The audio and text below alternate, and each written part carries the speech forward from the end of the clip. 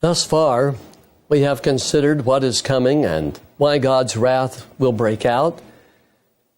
And in this segment, we're going to examine the question, when is God's wrath coming? To my knowledge, God has not given a specific date for the commencement of the 7 trumpets. Therefore, no one knows or can know the day or the hour that the 7 trumpets will begin. We do know that Paul says when the world is crying out for peace and safety, and we do know that the time of the end, the appointed time of the end, is a time of wrath. So we do know a few things, but are we really in the dark when it comes to knowing the timing of God's wrath? You might recall in our previous segment, we talked about 1 Thessalonians 5:4, where Paul says, "You brothers are not in darkness, so that this day should surprise you like a thief." Okay, so we're not in darkness. What light do we have? What light has God shed on the timing of His coming wrath? Well, let's go to the Scripture and take a look. Paul has said, when they say peace and safety, then sudden destruction comes upon them. What could cause the world, everyone on earth, to cry out for peace and safety at the same time? I can't think of anything better than nuclear war. And what about God's wrath? What would be a better time for God to step into the affairs of mankind and to arrest our degenerate and decadent ways than at a time when we're trying to kill one another and destroy each other? It's sort of like mom, rushing into the bedroom. The 2 brothers are going at it, and in comes mom or dad, and, suddenly, excuse me, and suddenly the greatest enemy is not each other, but the parent. Paul knew that God's wrath would take place, would commence, when the world was seeking peace and safety. Paul clearly knew that God's wrath would come upon the world in the end time. And this is why he wrote in Colossians 3:5, "Put to death, therefore, whatever belongs to your earthly nature, sexual immorality, impurity, lust, evil desires, and greed, which is idolatry.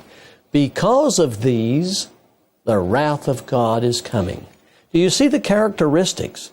Sexual immorality, impurity, lust, evil desires, and greed. Because of these, the wrath of God is coming. Has God provided any other clues on the timing of the 7 trumpets? Well, I think so. I'd like for you to consider 4 things. Before we look at the 7 trumpets, I want you to look at the way God does things. Understand His way of going about things. First, I want you to see that God did not declare a date for the birth of Christ in the Old Testament. But the wise men, not the Jews, not the scholars, not those who had the Old Testament, handed down to them and through their forefathers. No, it was none of them. It wasn't the church that figured out the clues. There were some pagans who had found the book of Daniel, copies of it, while they were, Daniel was in Babylon. And these wise men had assembled all of the clues that God had given, and they figured out a window of time for Christ's birth. When they saw the star, they recognized the sign for what it was. The wise men did not chase a shooting star. Only a fool would do that. No. The wise men had calculated a window of time. and they were waiting and watching for a divine sign. And when they saw the unusual star in the east, they connected the dots.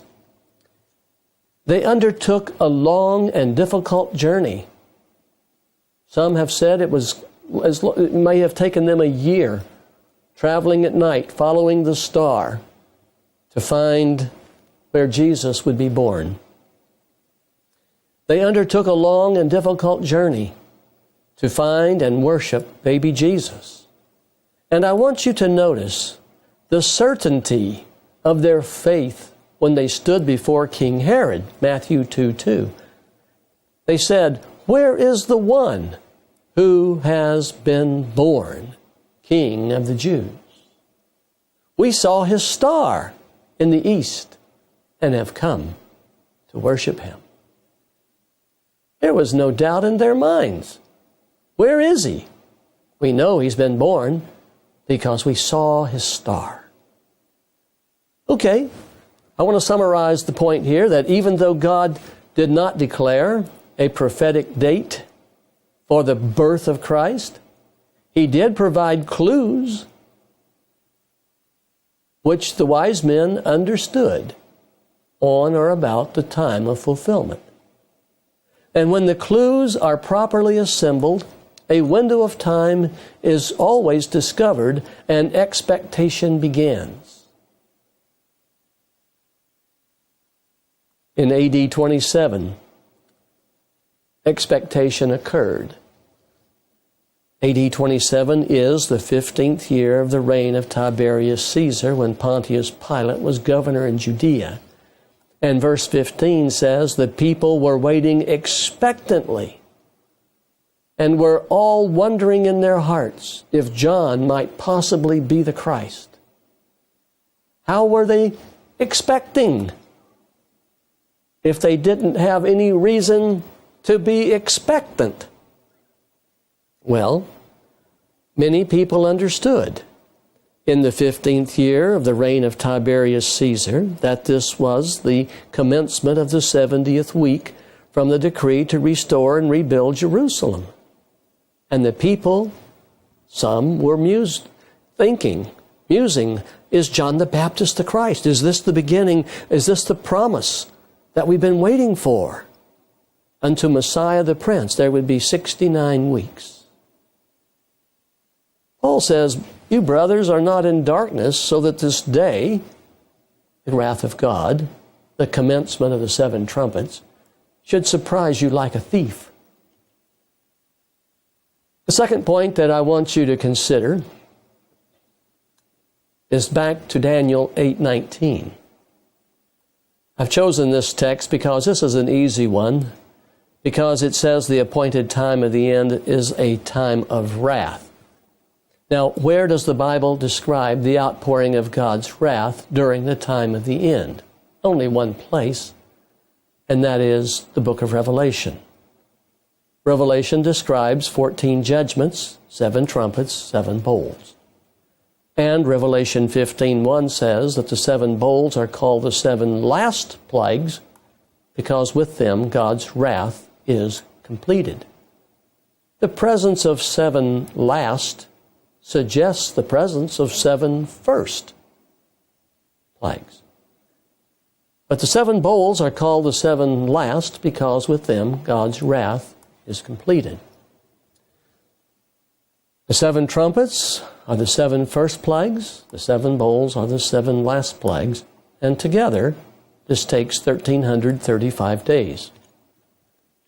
So summarizing the second point here is that Bible prophecy predicts the time of the end will be a time of wrath, and God's wrath will be completed during the 7th bowl. All right? The third thing I want you to consider is that the Bible declares that God is love. We went over this carefully in the previous segment. The Bible also declares that God is changeless. Therefore, his destruction of the earth in Noah's day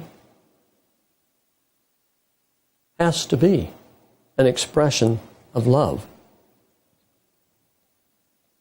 From age to age, God has used his wrath to cauterize the malignant growth of sin so that oncoming generations can be set free from the degenerate, corrupting, and violent behaviors of the current generation. The Amalekites were destroyed because God loved oncoming generations who would inherit the land of Canaan. The world was destroyed in Noah's day because God loved oncoming generations who would inhabit the earth. So summarizing point 3, we know that when people become hopelessly degenerate and violent, God's love for oncoming generations moves Him to destroy those who destroy others, especially children and infants. And finally, the fourth issue we want to consider is that with God, timing is everything. God's purposes knows no haste or delay. He is the master of time and timing. I could give you many examples from the Bible about God's time and timing. I don't have time, but here are 4. The flood came right on time. 120 years later, just as God had predicted and promised, the flood came. Israel was delivered out of Egypt right on time. In Exodus 12, verse 41, the Bible says, to the very day. To the very day. The ministry of Jesus began on time. In Luke 3, the people were in expectation, and sure enough, Jesus showed up. On the banks of the Jordan, was baptized by John. The dove descended, and the Father said, this is my beloved Son, in whom I am well pleased. Also, the death of Jesus occurred right on time.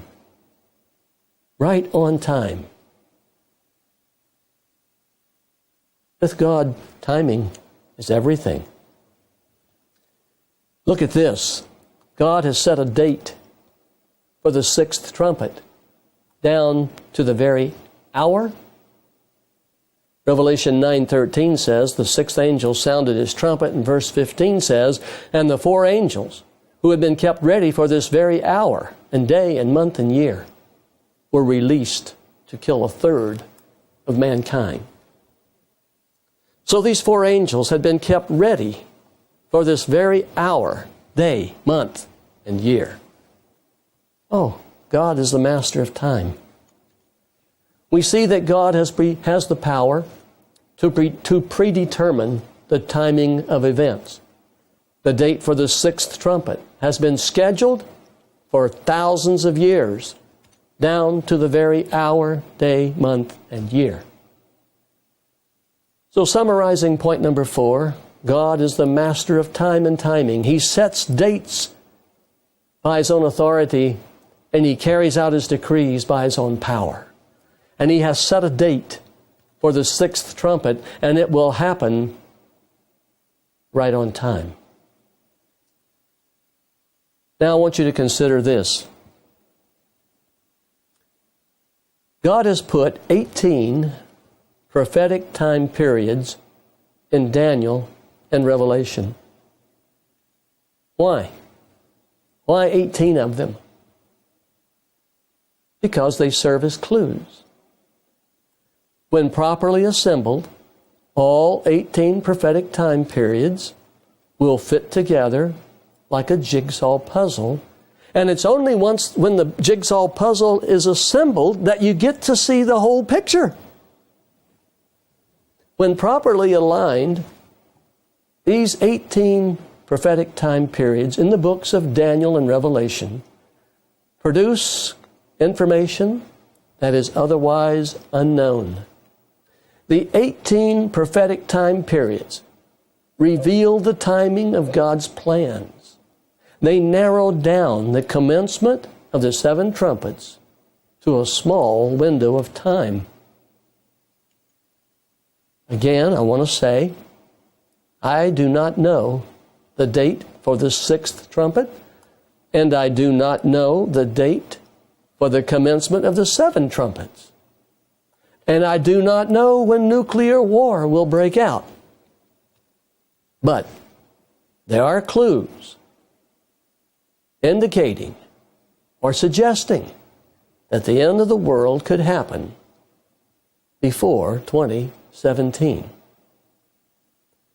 Before we look at these clues, I want you to consider three things that point to the end of life on earth as we presently know it, even if the end of the world does not occur before 2017. Here are three issues that threaten the survival of mankind. Number one, nuclear proliferation.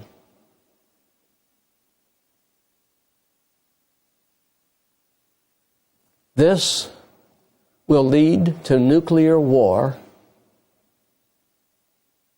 This will lead to the destruction of millions of people because nuclear arms are finding their ways into the hands of people who have no virtue, who have no values, who have no common sense.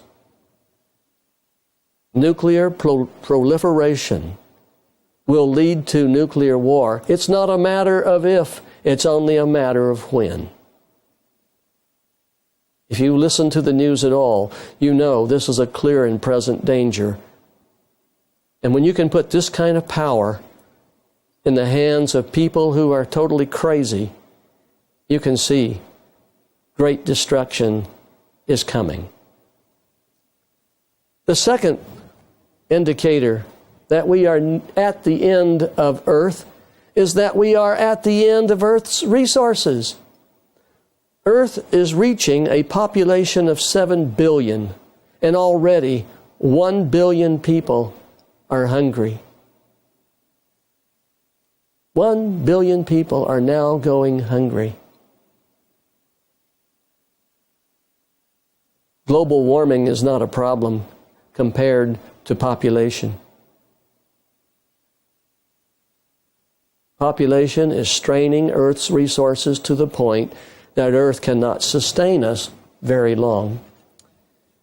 Third, there's a global epidemic of decadence, terrorism, dishonesty, violence, and sexual immorality. All of these things provoke God. Colossians 3, we just read, because of these things, the wrath of God is coming. Look at Paul's words to Timothy. But mark this, there will be terrible times in the last days. People will be lovers of themselves, lovers of money, boastful, proud, abusive, disobedient to their parents, ungrateful, unholy, without love, unforgiving, slanderous, without self-control, brutal, not lovers of the good, treacherous, rash, conceited, lovers of pleasure rather than lovers of God, having a form of godliness, but denying its power. Timothy, have nothing to do with these people. Well, let me ask you, do these characteristics describe the world you now live in? Do you think these kind of people could bring on nuclear war? Do you think these kind of people will use predatory violence in order to survive or to execute hatred? Do you think these kind of people will arouse the wrath of God?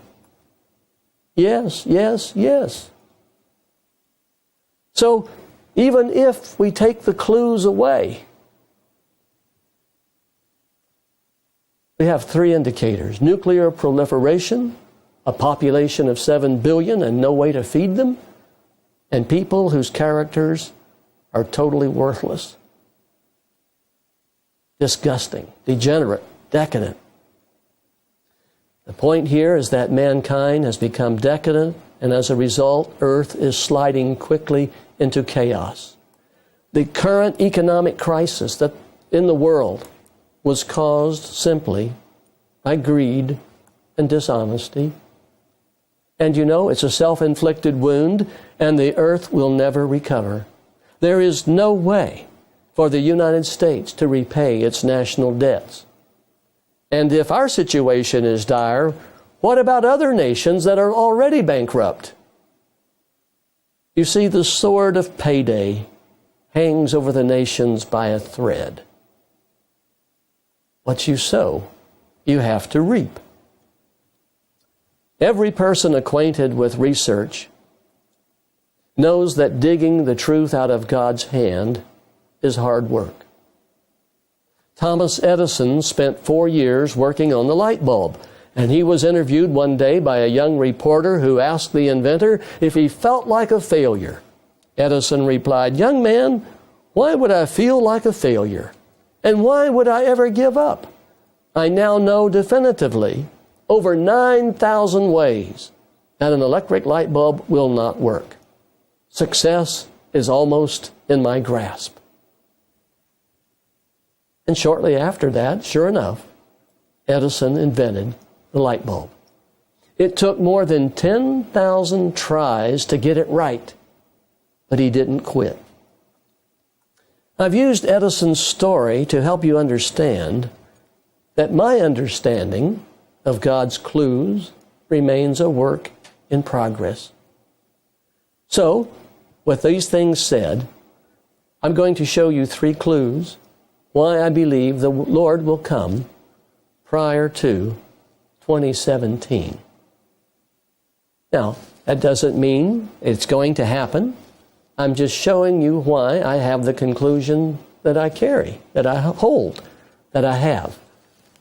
Here they are. Number 1, we know that the book of Daniel is sealed up until the time of the end. I believe the book of Daniel has been unsealed. I believe that Bible history and Bible prophecy all perfectly align so that the Great Week and the Grand Week all fit together with incredible precision. All right, let's talk about the book of Daniel unsealed for a minute. I want to try to explain something to you, what was sealed up in the book of Daniel. And so let's go to the visualizer here. I'm going to draw something to see if this will make any sense to you. Here is, when I was showing you the wedding cake earlier, I was showing you how that we have different prophecies and they link up and line up with each other so that we can figure out where we are in the course of time. And these prophecies all stack up together, and God has put in these prophecies there are 17 of these prophecies, okay? But God has put into these prophecies 18 prophetic time periods. And here's a time period here, and here's a time period here, and here's a time period here, there's a time period here, and there's a big one over here, 1,000 years, you know. And then there's one in here for 2,300 years, you know, a big one. And so God has put all these prophetic time periods in here so that there is no wiggle room. No wiggle room. Let me show you something similar. For example, if you are acquainted with Daniel 2, you know we have the head of gold, the chest of silver, the thighs of brass, the legs of iron, and then we have the feet of iron and clay. Well, the feet of iron and clay is a very big time period. Starting at 605 with the head down to 476, you see that's roughly 1,000 years. Well, from 476 to 2010, roughly 1,500 years. So what does God do? He comes along in the next vision, and he's going to address the 1,500-year span, and he puts in here a time period of 1,260 years in Daniel 7. So now we have gone from the commencement of 605, we've jumped down to 1798, which is the conclusion of the times, and dividing of time stated. The point is that God keeps narrowing with subsequent prophecies these little points in time. And then over here, he's lined up a big, huge 1,000 years point of time. And the end result is that we get a picture that looks like this. Okay, let me zoom in here for a minute. and show you what I'm trying to tell you. Adam and Eve lived in the Garden of Eden for a short time before sin. But the day that sin occurred, God kicked into motion the plan of salvation. And I believe this plan of salvation is 7,000 years long, because a day with the Lord is as 1,000 years. David says that, and so does Peter. A day with the Lord is as 1,000 years, and 1,000 years as a day. And so, if we follow the 1,000-year, the weekly template, the weekly cycle, each day representing 1,000 years, this makes the 1,000 years of Revelation 20 the Sabbath millennium, during which the land, earth, will receive its rest from the works of sin.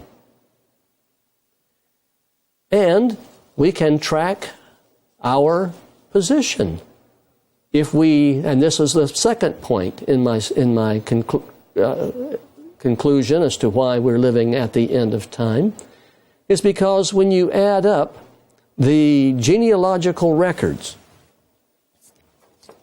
let me show you this. Let's zoom in a little bit closer. So, if we take the Bible as it reads, and believing that it is accurate, when Adam was 130, Seth was born, and when Seth was 105, Enosh was born, and when Enosh was 90, Kenan was born, and when Kenan was 70, Mahalaleel was born, etc.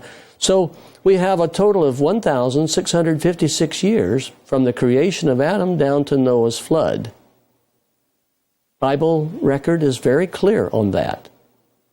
Now, you see I have this called 1,646 actual years.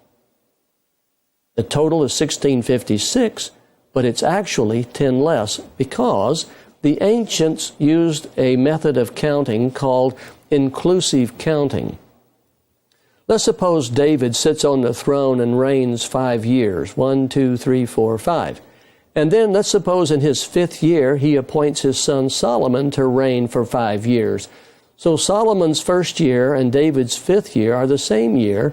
So Solomon reigns 5 years. You don't just add the two numbers together and get 10 years. David 5 and Solomon 5.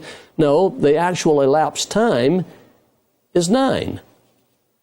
9 are counted, but the actual is 9 elapsed years because of this phenomenon of inclusive counting.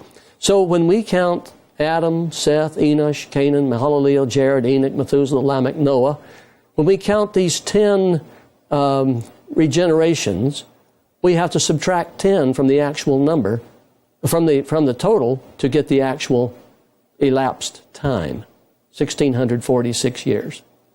And then if we come to the flood, and we go down through the offspring as recorded there in Genesis, and down to the time of the Exodus, we get a total of 942 years and subtract out the 11, and the actual time is 931 years. This leads me to the conclusion that the world was created in 4014 BC. 4014 BC, the world was created. Sin began. I'm thinking Adam and Eve lived in the Garden of Eden approximately 30 years before they sinned. That takes us down to 3985 as the commencement for sin.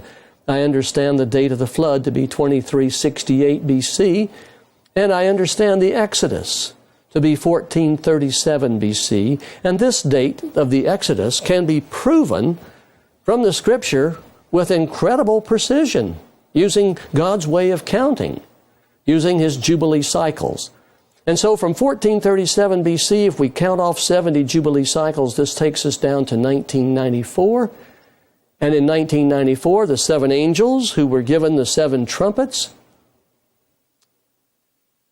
because the time for God's wrath had come, but we've been waiting, according to Revelation 7, for the selection and sealing of the 144,000. And here is the Great Tribulation, the 1,335 days.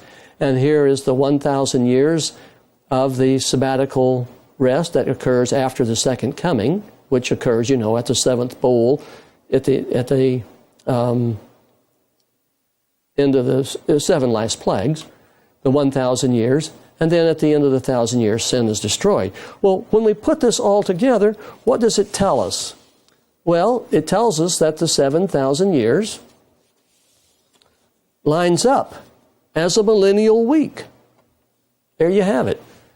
Adam and Eve are in the Garden of Eden a short time before sin begins. Then we have 1,000, 2,000, 3,000, 4,000, 5, 6, and 7.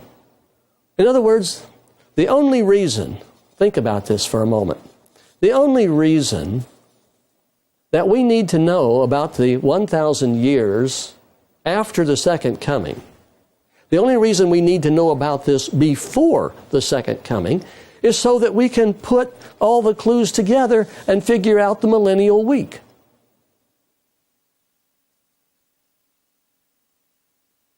That makes sense to you? While I'm here, let me go ahead and explain something about these colors. You see the blue up here and the blue down here. You see the pink here and the pink here. You see the green up here and the green down here.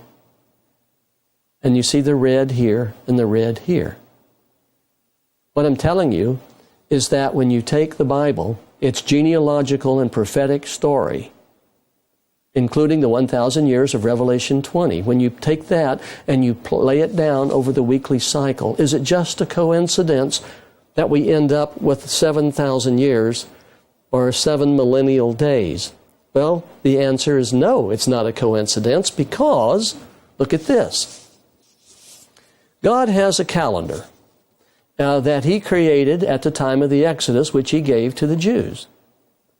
If you go back to Exodus 12 and 1, you will see that God started Israel on a new calendar at the time of the Exodus. And each great day in this calendar is 70 weeks. Each great day is 70 weeks. And the 70 weeks of Daniel 9 happen to be the great day of Tuesday. This is 457 to AD 33, 490 years, 70 weeks. This is the Exodus to the dedication of the Solomon's Temple, from Solomon's Temple to the decree of Artaxerxes, and from the decree of Artaxerxes to the AD 33, and the following year we have the gospel going to the Gentiles. And so God gave Israel exactly 3 days, to the very year. 3 days. 70 weeks, 70 weeks, 70 weeks each day. Let's take a look at Tuesday for a minute, just so that you understand what I'm trying to explain here. Let me show you what a Jubilee cycle looks like. The Jubilee cycle is made up of the weekly cycle of 7 weeks. So here is week 1, 2, 3, 4, 5, 6, 7. 7 sevens make 49 years. And then the next Jubilee cycle begins, and the 50th year of the old cycle and the first year of the new cycle are celebrated in the same year. It's the first year of the new cycle, new Jubilee cycle. So when God gave 70 weeks to Israel, He started here in 457 BC, and this is the first week, 2, 3, 4, 5, 6, 7, 8. Week 8 is 408 BC, 407, 406, 405, 404, and so forth. And you see here's week 8, 9, 10, 11, 12, 13, 14. And so let's skip down to week number 64. This should say 64 here. It's the 484th year. This is, let me just make the correction here. This is done improperly. This is week 64. And week 65, week 66, 67, 68, 69, 70. Here's the 70th week. Here is the 484th year. 84, 85, 86, 87, 88, 89, 90. 490 years. 70 weeks.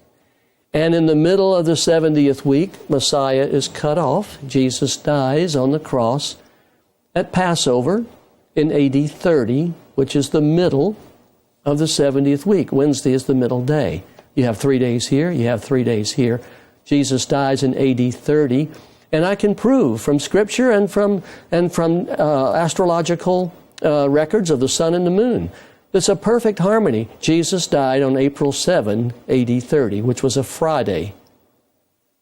Can be proven. There's no wiggle room on it. And he began his ministry in AD 27. He was baptized by John in the fall of the year. And in the ministry of Jesus actually lasted about 2.5 years. Not 3.5 as most people think. And the 70th week ended right on time. And the 490th week, the 490th year happened at the end of the 70 weeks. Well, when you put all of these facts together, here's one more important point. During the great week of 3,430 years, that's 7 days, each day is 70 weeks. During the great week, God reckons prophetic time a day for a year.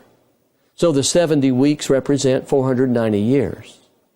But when we get outside the great week ended in 1994, there are some prophetic time periods that must take place down here in time, right in here.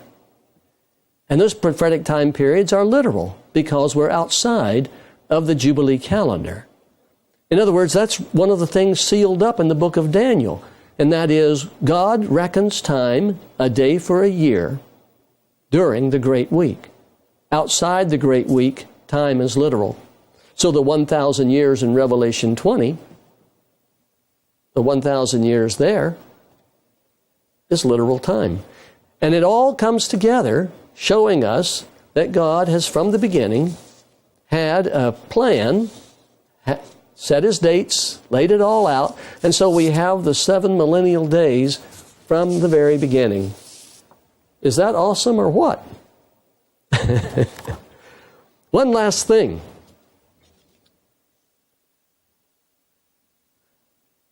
This is a chart showing how all the prophecies, all 17 of them, line up with each other.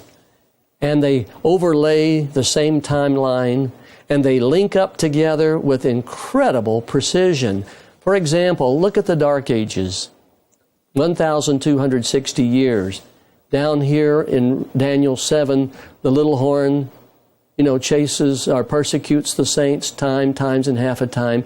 And this is the same time period in which the dragon chases the woman up here in Revelation chapter 12, verse 6 and 14. So we have overlinking and uniting prophetic issues here that show us that we're moving toward the end of time. And here we are today. The Great Tribulation of 1,335 days is next. And things are going to be very rapid. There's a lot that takes place during here. And one of the things that you can see at the bottom here is the judgment of the living will occur during the time of the 7 trumpets. 25% of the people are going to die with the first 4 trumpets.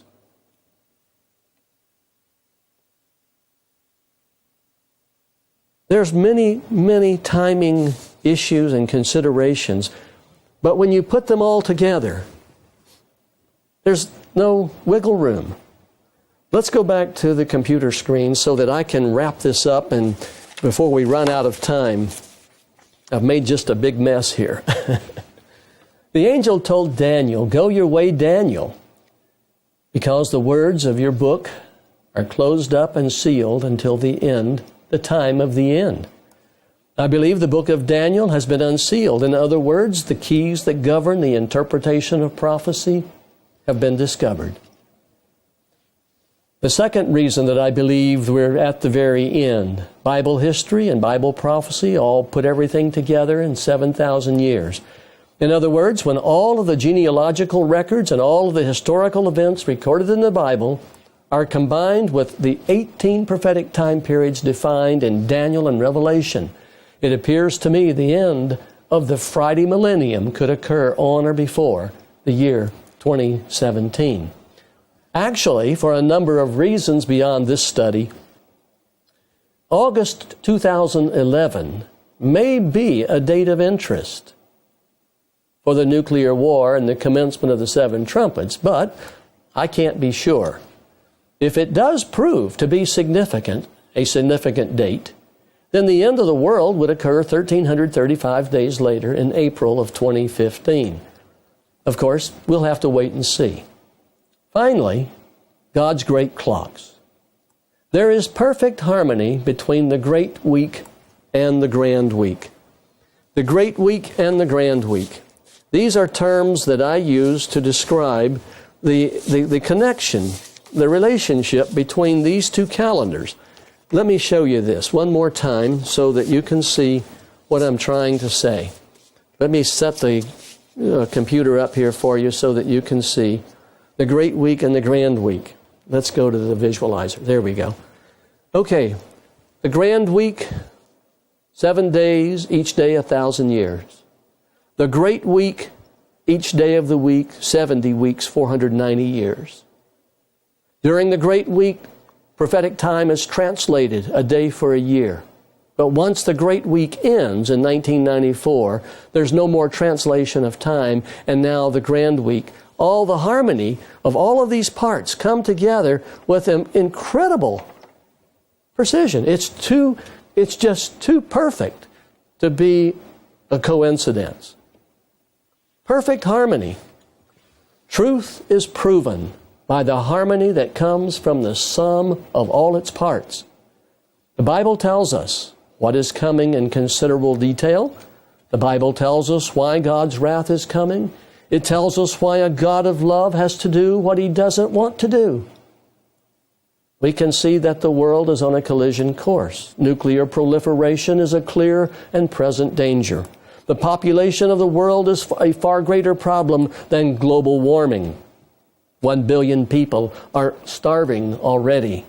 There is a global epidemic of lawless and immoral behavior. The H1N1 virus is nothing compared to the evil virus of greed, dishonesty, and sexual immorality that has overtaken the hearts of millions of people. And finally, the prophetic time periods indicate that the commencement of the Great Tribulation is very near. I am watching and waiting. I am filled with anticipation that the end of all things is near, and I hope you are too. I hope you will watch this DVD a couple of times. I hope you will pray about the things you've heard. I hope you will search the Scriptures with renewed interest. I also hope you will visit our website. Lots of information is there which you can freely download. And may the Lord help us to wake up and be ready for His appearing. Remember this, it's not the day of the second coming that will catch the world by surprise. Rather, it is the commencement of God's wrath. The commencement of the Great Tribulation will happen suddenly, with people crying out for peace and safety. Many will be caught with an overwhelming surprise. As it was in the days of Noah, so shall it be at the coming of the Son of Man. Well, dear friends, we're out of time. I hope you've enjoyed this study, and I hope it will just inspire you to study as you never have before. May God bless you, is my prayer.